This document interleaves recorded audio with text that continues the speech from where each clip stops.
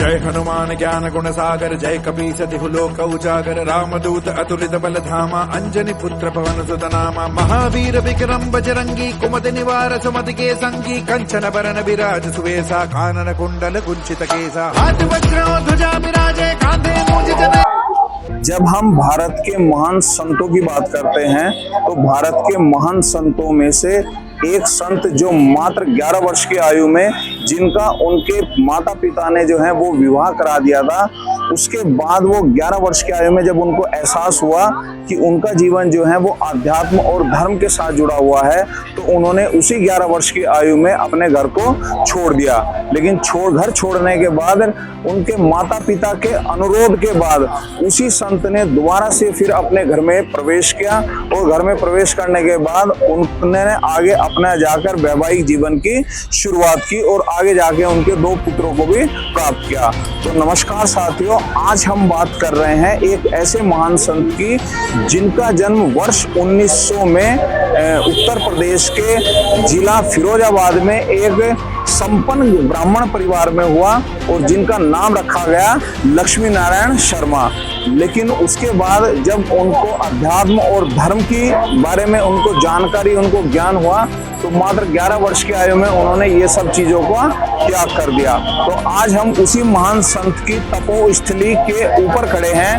तो आप मेरे जो पीछे देख रहे हैं, ये उन्हीं महान संत लक्ष्मी नारायण शर्मा, जिनको नीम करोली बाबा के नाम से जाना गया, ये उन्हीं का ही पीछे मंदिर है और आश्रम है। और आप पीछे देख सकते हैं कि ये जो पीछे मंदिर आपको दिखाई दे रहा है, ये मंदिर हनुमान जी का मंदिर है। और आगे हम चलकर इसको थोड़ा सा दिखा देते हैं। आप पहले तो इसका थोड़ा सा आप पहाड़ का आप दिखाओ कि पहाड़ जो है ये मंदिर बिल्कुल यहाँ पर सामने है और इसका पूरा का पूरा जो है सामने से पहाड़ से घिरा हुआ है। ये पूरा का पूरा मंदिर जो है वो पहाड़ से ही घिरा हुआ है। और इस मंदिर तक पहुंचने के लिए आपको नैनीताल से लगभग 10 से 15 किलोमीटर आगे चलना पड़ेगा। और यहाँ पर जो भवाली नाम का जो एक छोटा सा कस्बा है, उस छोटे से कस्बे से ये लगभग 6 से 7 किलोमीटर की दूरी पर ये मंदिर यहाँ पर स्थित है। और अगर आप देख रहे हैं, लोगों का भी आप तांता देख सकते हैं कि श्रद्धालु जो है कितने यहाँ पर हजारों की संख्या में यहाँ पर श्रद्धालु आ रहे हैं और लगातार यहाँ पर जो है श्रद्धालुओं का तांता लगा हुआ है।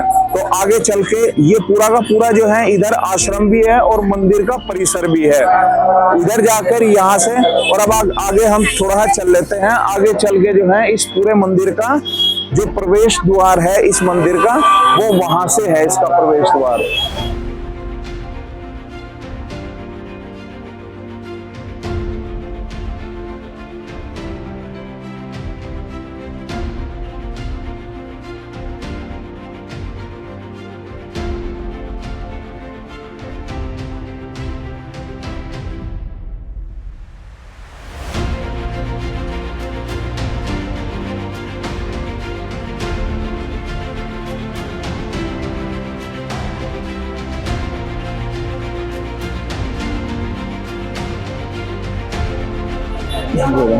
अब ये जो पीछे है, ये पीछे इसका इस पूरे का पूरा जो आश्रम और मंदिर है, इसका पूरा का पूरा प्रवेश द्वार जो है वो यहाँ से है, इसका प्रवेश द्वार।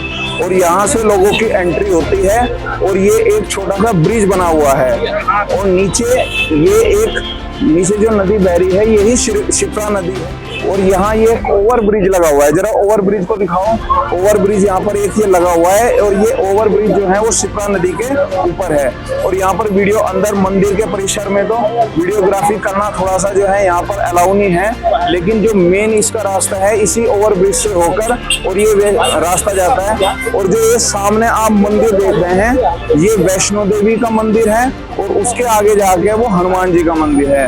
और जो उसके बाद जब आप यहाँ से जो सफेद मंदिर आपको दिखाई दे रहा है, वही बाबा की जो है वो इस तपोस्थली है। और जैसे ही आप उस समाधि, जैसे ही आप वो जो सामने आप मंदिर देख रहे हैं, और जैसे ही आप उसको समाधि स्थल को जो है उधर से पार करेंगे और समाधि स्थल को पार करने के बाद ये जो यहाँ पर ये झंडा दिखाई दे रहा है, इस झंडे के बिल्कुल बराबर में जो है वो बाबा यहाँ पर रहा करते थे। और ये पहले ये एक कुटिया रूप में हुआ करती थी, लेकिन इसके बाद जो है इसको पूरा का पूरा जो है वो घर का आकार दे दिया।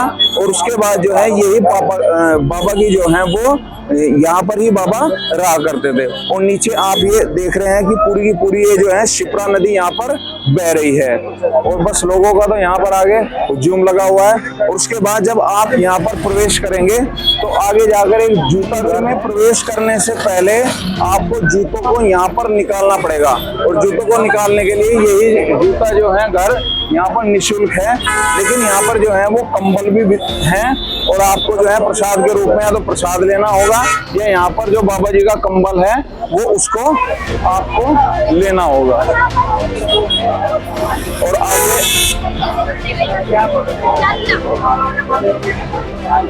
आगे ये सब जो है वो प्रसाद की दुकानें हैं। और इनसे जो है वैसे इस धाम की जो मान्यता है उसके अनुसार यहाँ इस मंदिर में किसी भी तरह का कोई प्रसाद जो है वो नहीं चढ़ाया जाता है। और यहाँ पर अलग अलग तरह के आप देख रहे हैं रेस्टोरेंट भी हैं यहाँ पर, और कुछ एंटीक्स की दुकानें भी हैं। और अब तो ये जगह बहुत विकसित हो चुकी जगह है।